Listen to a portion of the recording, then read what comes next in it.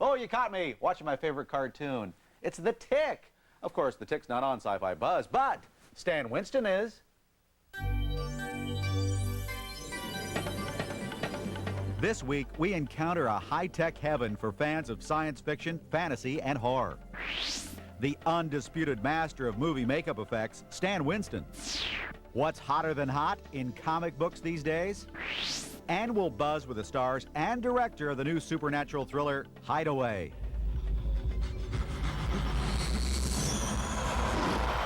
He's here.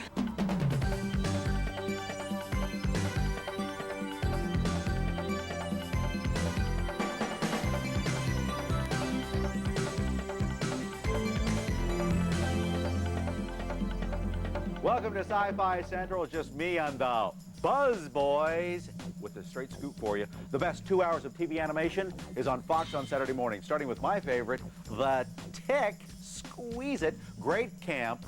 Followed by Dave. The new Spider-Man.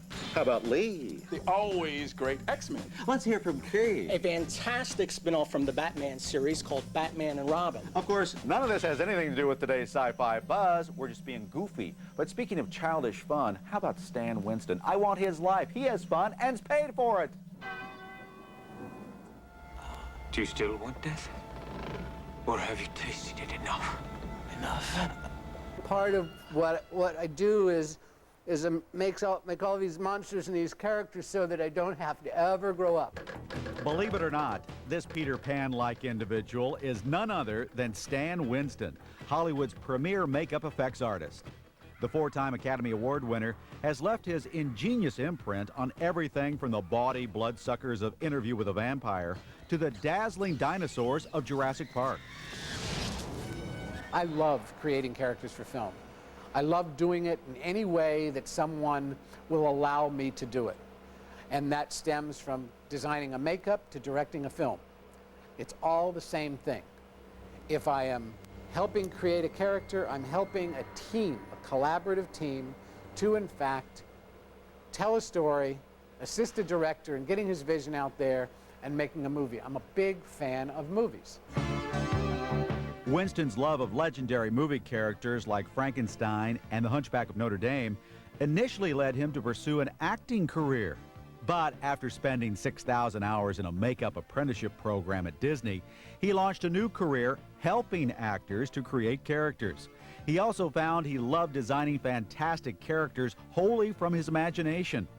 The characters have gone from characters that are very serious and very important to very silly and very fun, and it's sort of, you know, it's a lot of that I think also has to do with a range of what's going on inside me, because there is a, believe it or not, there's a serious side, and then there's just the silliest side you ever saw.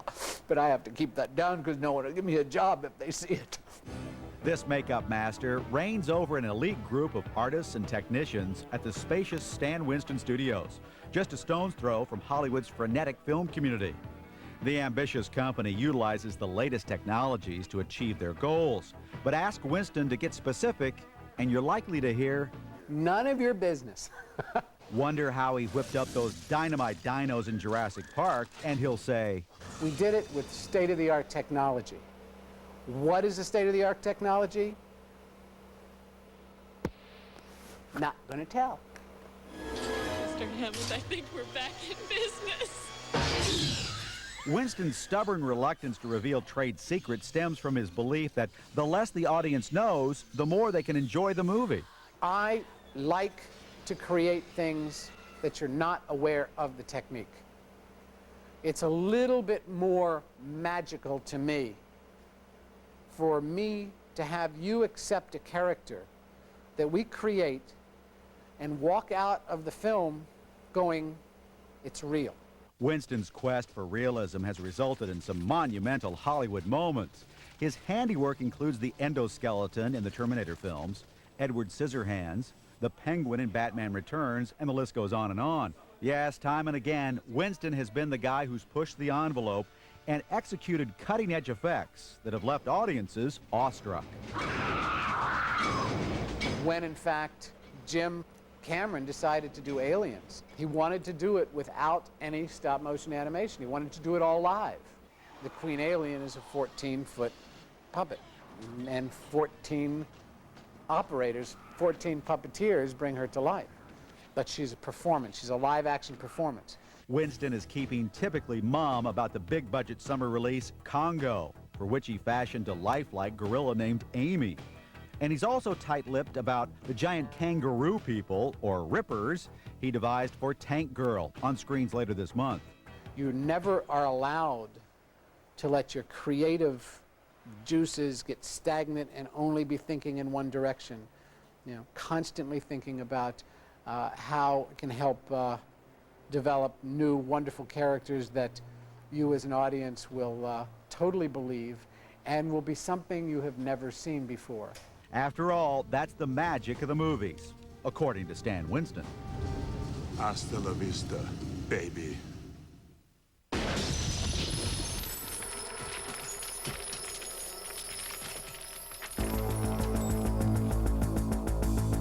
Jeff Goldblum has nothing to hide when he gives us the scoop on Hideaway. And we discover where all those great old TV and radio shows end up. Next. Here's an online question for the Buzz. What do you know about a movie called Johnny Mnemonic based on William Gibson's book? This is an easy one. The Buzz staff tells me that Johnny Mnemonic will be out this summer and it will star Keanu Reeves. It's based on a short story that appeared in Gibson's 1986 collection, Burning Chrome, and it's the first film made from a Gibson work. You know, horror author Dean Koontz has had 2 films made from his books. Hated them both. Well, now a 3rd bestseller is out in film form. It's called Hideaway. Why am I having these visions? You're tied to them by a coincidence of fate. For fans of the supernatural, one of this year's most anticipated films is Hideaway. Early on in the movie, the main character, Hatch Harrison, is killed. But after being clinically dead, doctors succeed in reviving him. The only problem is, Hatch has apparently brought something back with him from the other side. We're connected somehow. I know him. I know what he looks like. I should call the police. What makes Hideaway so intriguing is its pairing of director Brett Leonard and actor Jeff Goldblum. In 1992, Brett Leonard's visually stunning Lawnmower Man engrossed viewers with its special effects and virtual reality storyline. And Goldblum has certainly proved his capabilities in the horror sci-fi genre with performances in films like The Fly and Jurassic Park. But what's really to die for in Hideaway is the film's look at life beyond death and the way in which death is visualized. In the movie, you see, like you've never seen before, I think, what happens when I die. You see my body discarded there, and you see my soul emerge from my body and go on this very visual, real feeling journey to the other side. I think that the visuals themselves are very unique, and we haven't really seen these kinds of death journeys depicted this way, and these kind of demon forms and angel forms, visualized in exactly this manner. But Goldblum is quick to point out that while the special effects team should be applauded, there is much more to the film. When they create something unexpected and different than you've seen, like Jurassic Park and stuff, but it's very different than that, of course, and different than The Fly. You know, it's a very real kind of story with this family drama in the middle of it, and but very scary. Someone close to you is in danger. Do you have another daughter? Regina. Providing many of the scares is actor Jeremy Sisto. Sisto plays Vasago, a tormented soul who is somehow dangerously connected to Hatch. I'm so right that I know where you do belong. Let me take you somewhere. He became the god of his own world. He is the god over his own land, and in that way, it's very chilling. He's very much like a lot of the grunge guys of today. You know, he's very detached and yet wanting of your attention. He's very plotting and yet needing of you. Hideaway is filled with hair-raising moments, including the scenes that lead up to Hatch's death. But it's the questions the film raises about the afterlife that has left an impact on the Hideaway stars. You know, I think it's unfathomable. I think it's bigger than we can possibly imagine or believe in or not, but I think there's something greater than we are. I think there's something in us that is more than the sum total of what's measurable and seeable and is physical, and that somehow that energy doesn't cease to exist. While Hideaway might not have all the answers to life after death, it will make you think about it. Not to mention, giving you a pretty good scare along the way. I'm on 52nd Street in the heart of Midtown Manhattan at a place I've been dying to check out. It's the Museum of Television and Radio, and inside this place, it is jammed with over 60,000 programs you can listen to and watch, including some of our favorites from the world of science fiction, fantasy, and horror. Plus, the place is packed with all sorts of state-of-the-art gizmos that are sometimes more interesting than the programs themselves. Let's check it out.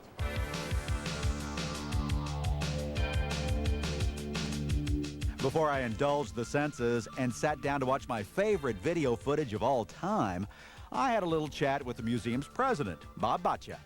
Now, you may get this all the time, I don't know, but there might be some people that say, a museum for television and radio? I mean, this isn't fine art. The problem with television is that we take it too much for granted. It's too easy to have.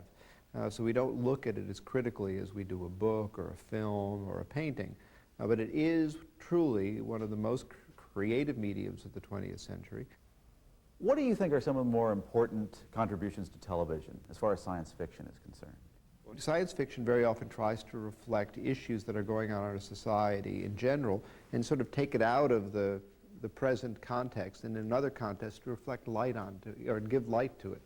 The whole Cold War period was very effectively demonstrated and documented in science fiction. Most importantly, do you have Sci-Fi Buzz here yet? Well, we should if we don't. Let's say I wanted to watch the lunar landing from 1969, July. Is it here, and how do I find it? Well, what you do is you go to our library, which is entirely computerized and made simple. Outer Limits, Twilight Zone, Star Trek. Oh my gosh, it's great. Mercury Theater, Lost in Space, Dark Shadows, Captain Video and his Video Rangers. You would, on the computer, choose the episode that you want to watch. Then the librarian would give you a printout of the programs that you've selected and assign you to one of 96 viewing consoles. And you type the code number in, and the program comes up robotically, and you sit there with headphones and you enjoy the program. Let's see, console 40 right here. Got my headsets. And let's see, the lunar landing, number 800. Punch that in. That's the part right there, just as he puts his first step down. Oh, here he goes. That's right when he should have said, Pepsi! He would have made millions. Hi. This place is incredible. I can just slip on some headphones and listen to old sci-fi radio classics like War of the Worlds. Am I in heaven or what?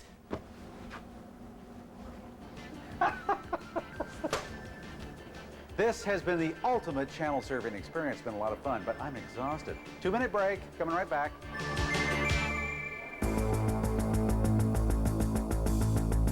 From X-Files to X-Men, what's exceptional in comics today? After this seductive serenade. If you don't call the Buzzboard line, who will? All you true fans of science.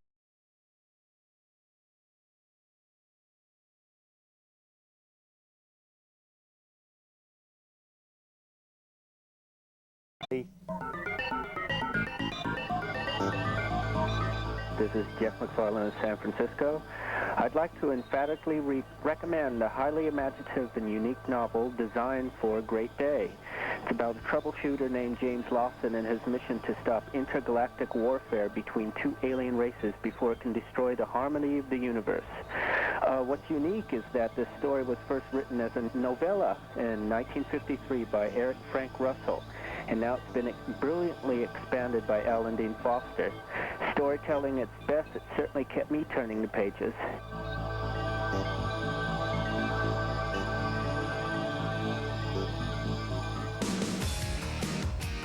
Comic books have become a billion-dollar-a-year business, and that's because everyone's reading them.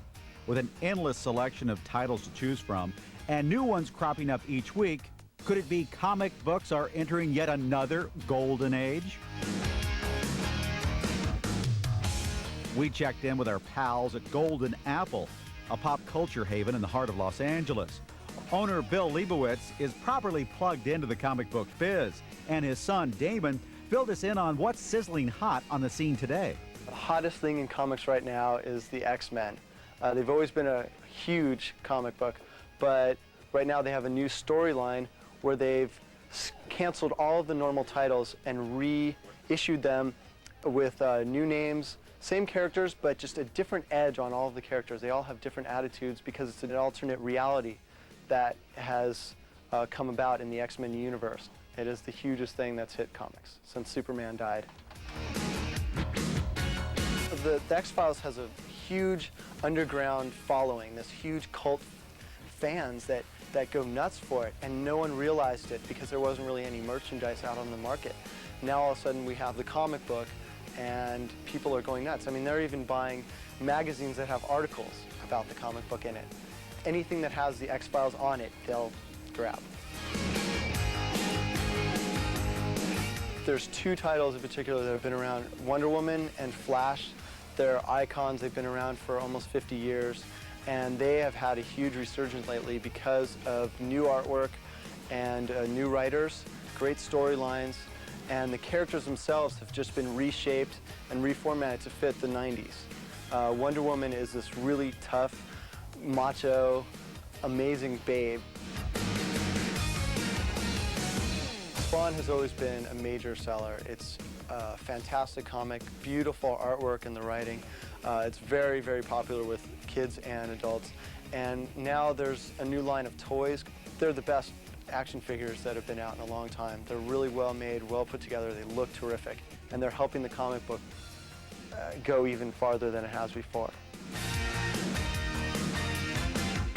Everyone knows Star Wars, but the new movies are coming out and it's a new generation of people that are going to be seeing it, new generation of children. There's comics now that are sort of a way station before the films come out, and there are stories that come after the Return of the Jedi. It's the further adventures of Han and Luke and Leia. Now you're clued in to what's hot, but here's a tip on what's not. The worst is when someone comes in, oh, how much is this going to be worth in a couple of years? And if I knew that, then I would be the richest man in the world.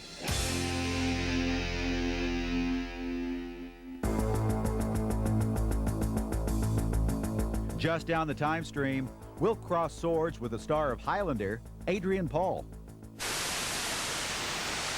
Dress of the Highlander fan club. Get your laptops out, good to you in just a little bit. But first, a story about the immortal-like hunk from the TV series, Adrian Paul.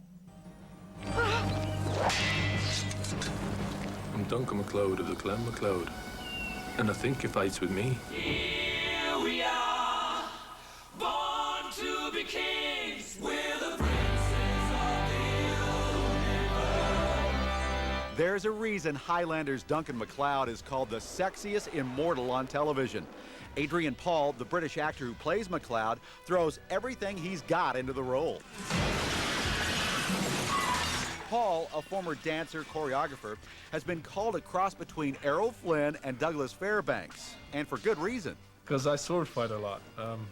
That was actually my swordmaster who actually fought both of them. He keeps saying, you know, you're a cross between Douglas Fairbanks and Errol Flynn, and you've done this and you're great, and so that's nice of him. But you know, so that's where that came from. The live actor undoubtedly appreciates the praise.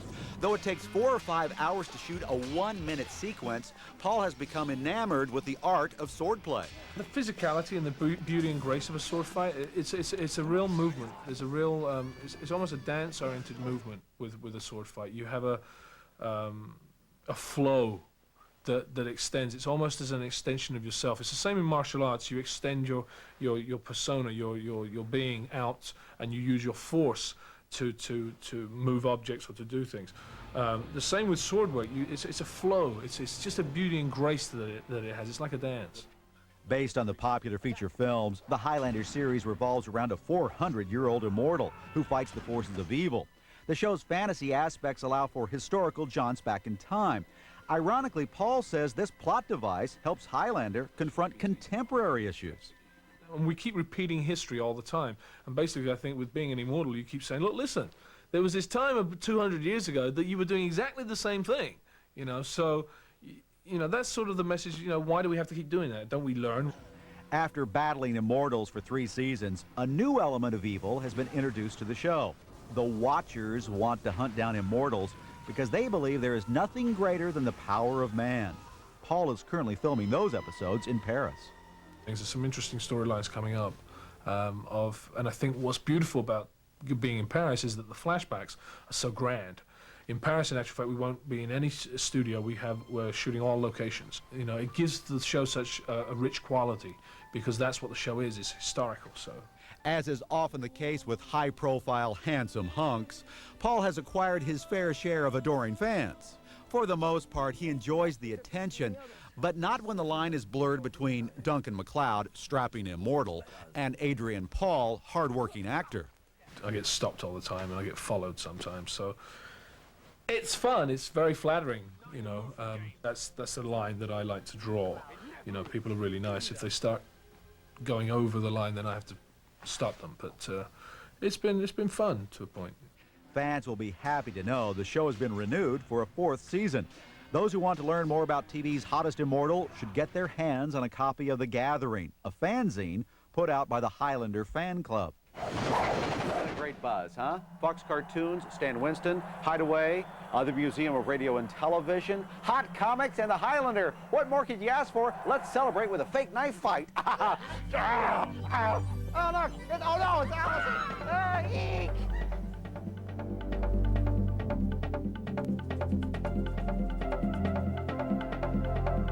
The mysteries of aliens, the magic of Houdini, the miracles of angels. Now the real stories, people, and events are explained in a thrilling new series, Mysteries, Magic, and Miracles, hosted by Patrick McNee. Coming up next.